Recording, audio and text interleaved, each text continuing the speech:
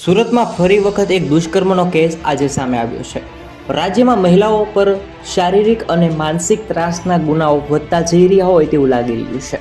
ત્યારે ડાયમંડ નગરી સુરતમાં 19 વર્ષીય યુવતી સાથે દુષ્કર્મ ઘટના પ્રકાશમાં સામે આવી છે।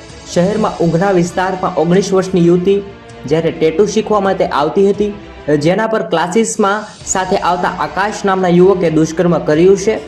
આરોપીએ યુવતીને બદનામ કરવાની ધમકી આપી હતી। દુષ્કર્મ કર્યાના 5 દિવસ બાદ યુવતીએ હિંમત દાખવી અને ઉંઘના પોલીસ સ્ટેશને ફરિયાદ પણ નોંધાવી।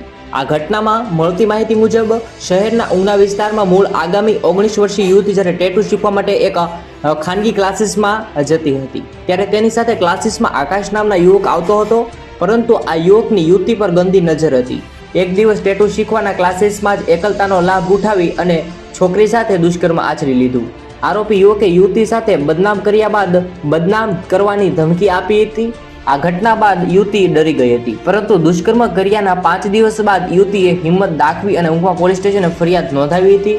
જ્યારે આ ઘટનાની મળતી માહિતી મુજબ પોલીસ એક્શનમાં આવી ગઈ હતી અને તાબડતોડ તપાસ કરી અને આરોપી આકાશની ધરપકડ કરી લીધી છે। તેને આ વ્યક્તિ જે છે તેને શું સજા થવી જોઈએ તે જરૂરથી કોમેન્ટમાં જણાવજો। દરેક વ્યક્તિને ન્યાય મળે, બીજી વાર આવી ઘટના ન અંગે તે માટે જ અમે એક સચોટ ન્યૂઝ લઈને તમારી સામે આવતા રહીશું। જય હિન્દ, જય ભારત, ધન્યવાદ।